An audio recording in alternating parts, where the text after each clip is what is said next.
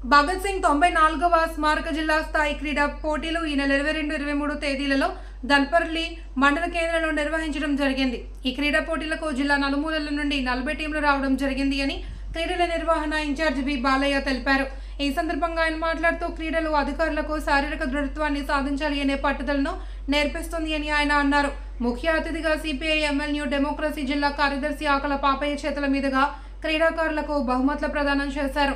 అనంతరం అతిథులు మాట్లాడుతూ దర్పల్లి మండల కేంద్రంలో భగత్ సింగ్ స్మారక క్రీడలు నిర్వహించడం చాలా ఆనందం కలిగించింది అని ఆయన స్మరిస్తూ ఆయన ఆశయాలను యువత గుర్తు చేసుకోవడానికి ఇదొక మంచి వేదిక అని వక్తలు కొనియాడారు.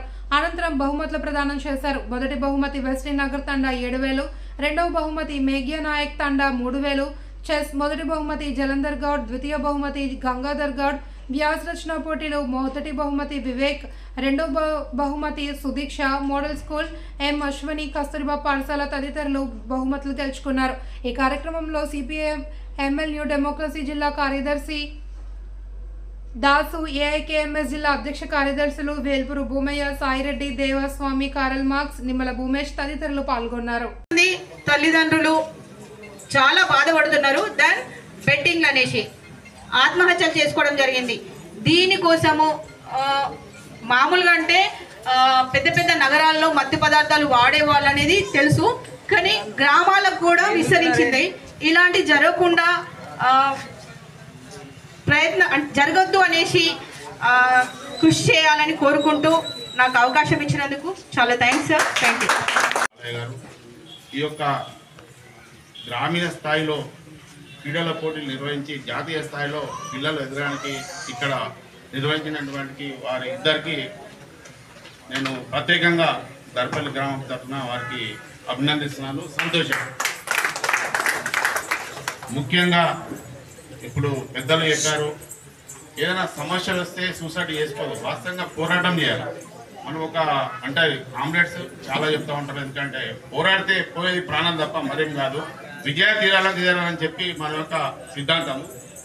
సూసైడ్ చేసుకోవద్దు, వాస్తవంగా చెప్పాలంటే పోరాటం చేయాలి. అవినీతి జరిగినా, అక్రమాలు జరిగినా, దౌర్జన్యం జరిగినా, ఇలాంటివి జరిగినా మనం పోరాటం చేసి దాన్ని విజయం సాధించాలి తప్ప అవినీతి అనేది మన దృష్టికి రావద్దు. మరి ఈరోజు వాస్తవంగా చెప్పాలంటే దర్పల్లి గ్రామంలో సిపిఎంఎల్ నాయకులు, పివైఎల్ నాయకులు ఈ యొక్క కార్యక్రమాన్ని చేపట్టినందుకు నేను వారిని ప్రత్యేకంగా అభినందిస్తున్నాను. మరి అలాగే మన యొక్క భగత్ సింగ్ స్ఫూర్తిని ప్రతి ఒక్కరూ తీసుకోవాలని చెప్పి కోరుకుంటూ మీ అందరికీ అవకాశం ఇచ్చినందుకు మీ అందరికీ ధన్యవాదాలు తెలియజేస్తూ, ముఖ్యంగా క్రీడలు అనేటివి నిర్వహించడం ఈ దర్పల్లి గ్రామంలో ఒక మండల జిల్లా స్థాయిలో ఈ క్రీడలు నిర్వహించడం నిజంగా మా గ్రామానికి మరి ఇక్కడ ఉన్నటువంటి మంచి భావాలు ఉన్నటువంటి మరి బాలయ్య గారు చొరవ తీసుకొని ఇక్కడ ఆ పార్టీ తరఫున నిర్వహించడం నేనైతే ఈ సందర్భంగా అభినందిస్తున్నాను. ఆయనతో పాటు ఆయనకు ఉన్నటువంటి సహచరులందరినీ ఈ సందర్భంగా ఒక గ్రామస్తుడిగా నేను ఒక సీనియర్ జర్నలిస్ట్గా వాళ్ళందరినీ అభినందిస్తున్నాను. ముఖ్యంగా మరి భగత్ సింగ్ పేరును ఏదైతే చాలామంది మర్చిపోయి ఉంటారని కూడా ఉంటారు, కానీ దాన్ని గుర్తు చేస్తూ మరి ఇక్కడ నిజంగా సమావేశం నిర్వహించడం మనకు చాలా సంతోషకరం.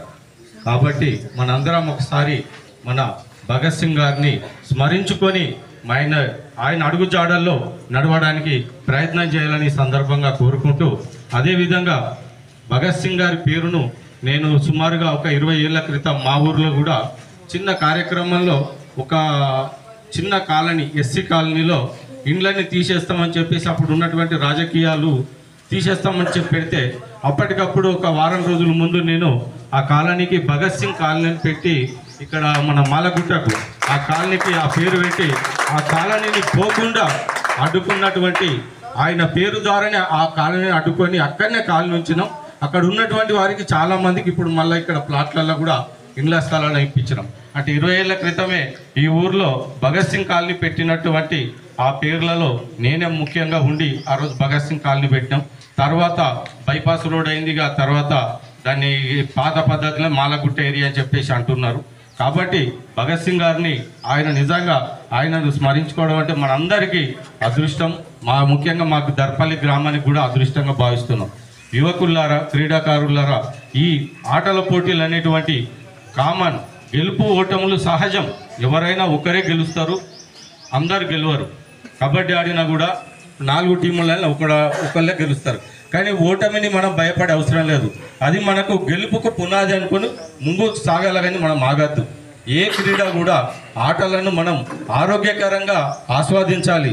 మనకు క్రీడలు ఎంతో ఆరోగ్యం అంటే నిజంగా ఆ క్రీడల వల్లనే మనం కొద్దిగా ఒక నెల రోజుల్లో 3 రోజుల్లో క్రీడలు ఆడితే మినిమం 3 నెలల దాకా ఆ మనిషి ఆరోగ్యంగా ఉంటాడు. 3 రోజులు ఆడితే చాలు 3 నెలల దాకా ఆరోగ్యంగా ఉంటాడు. యువకులకైతే ఇంకా ఎక్కువ పోతుంది అది. కాబట్టి మరి క్రీడలను కూడా మరి యువకులు కానీ పెద్దలు కానీ ఎవరైనా కూడా ఈ క్రీడలను మంచిగా అలవర్చుకొని క్రీడలలో పాల్గొనడం చాలా సంతోషకరం. ఈ సందర్భంగా మరి నాకు ఈ అవకాశం ఇచ్చినటువంటి పెద్దలకు అందరికీ నమస్కారం.